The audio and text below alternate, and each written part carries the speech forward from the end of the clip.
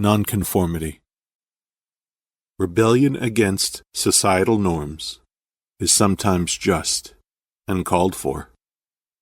At other times, the approach is naive and immature. All depends on the circumstances.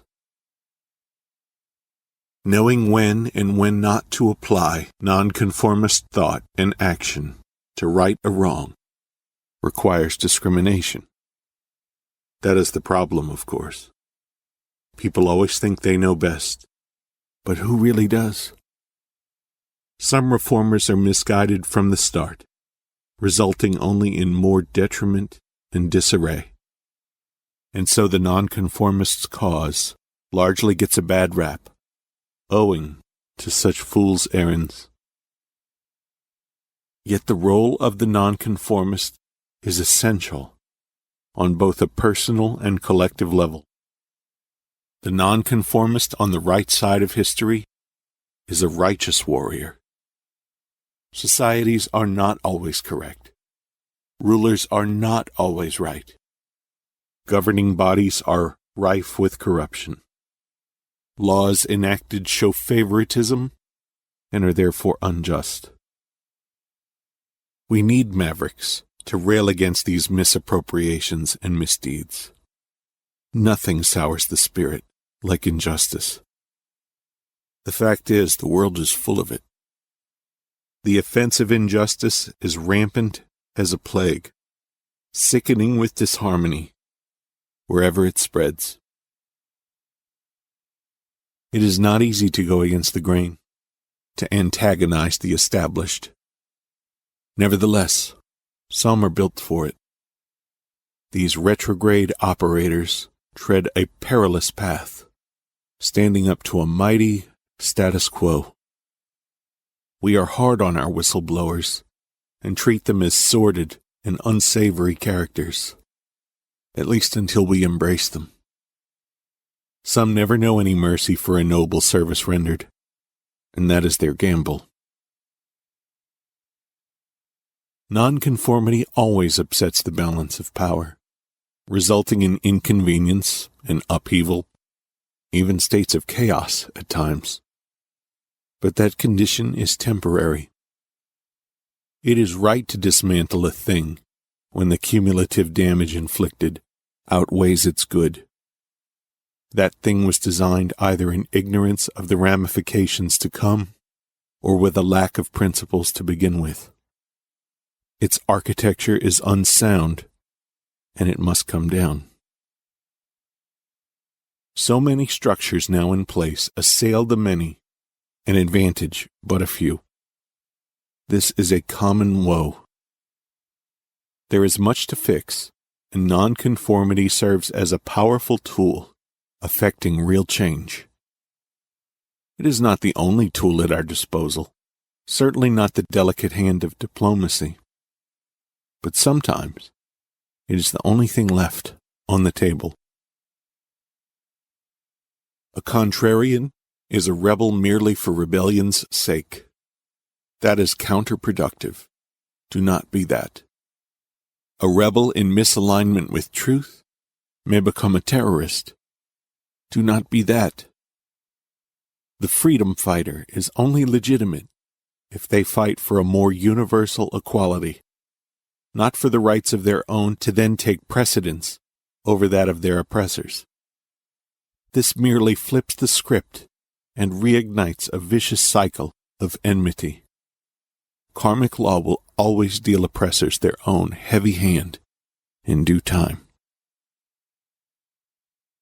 These times, right now, these are remarkably turbulent times, fraught with danger. In such a moment, when things have gone so awry, morality itself seems the unconventional approach. To make matters worse, recent rebellions of historical note have been totally misguided. Misinformation abounds, leading to fires which should have never been lit. In a time of great need, precious resources are being squandered, as we must divide our attention to deal with petty things. Yet pointless fires must be quelled all the same. The orthodoxy so often goes rotten, though. Stagnancy corrupts. Comfort, even security, these things can corrupt. Small-minded selfishness protects only the narrow radius, the ruling echelon, and not a broader world. Hierarchy is good, and hierarchy is certainly bad. All that is unfair acts as a potent toxin on our psychic health, leading to cynicism and feelings of futility. We find ourselves in need of course correction, in need of the unorthodoxy to lead us back to center. Nonconformists can employ the methods of peaceful resistance, as did Gandhi and his American protege, Martin Luther King. These two, of course, are rare masters. Their results were extraordinary. History marvels at these men. Their minds were strong and able to move many. Rarely are nonconformists so formidable, even if behind an equally noble cause. What is interesting is that we only call them nonconformists, a term associated with radicals, because they were at odds with unjust circumstances within their societies at large. They were, in fact, the conventional ones, because the right way was with them. In the seismic reforms they brought, yes, also came turbulence, but the cause was just. These are the righteous warriors, and their tactics demonstrate an elevated means to bring about change. Nonconformity is not always an affront or confrontational. It can be subtle and in regard to anything at all. It is not the only thing that leads to our advancement. Conformity does as well. Please understand, conformity can work just fine if aligned with truth. If it is not, nonconformity then serves us. Sometimes only the antidote can shatter the lie. Nonconformists are our originals. They are our innovators, our trailblazers, our pioneers, our trendsetters. Bravery is a necessary prerequisite. Cowardice cannot bring forth a nonconformist. Their way is one of considerable risk. Those who don't want to ruffle any feathers cannot propel us forward as a people. They're not bad because of this. They are our preservers and our maintainers, the silent majority. They too play an important role. The ones who don't want their feathers ruffled at any cost, they are the danger. They are the more forceful element within the status quo, the entrenched defenders of outmoded principles. They actively hold all of us back, while callously maintaining their profitable falsehoods. Dare to be different if you have it in you. This is the fast track to progress. Set wise parameters for yourself and try to resist recklessness.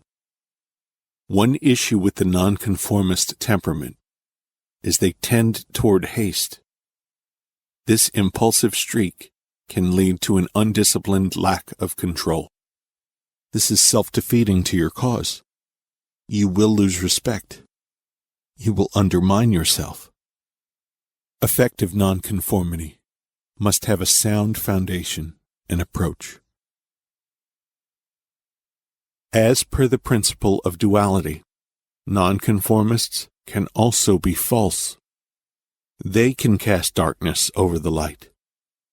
Discrimination must be in your corner. Otherwise, you are the tyrant and criminal, not a solution to our problems. Do not go the way of anarchy.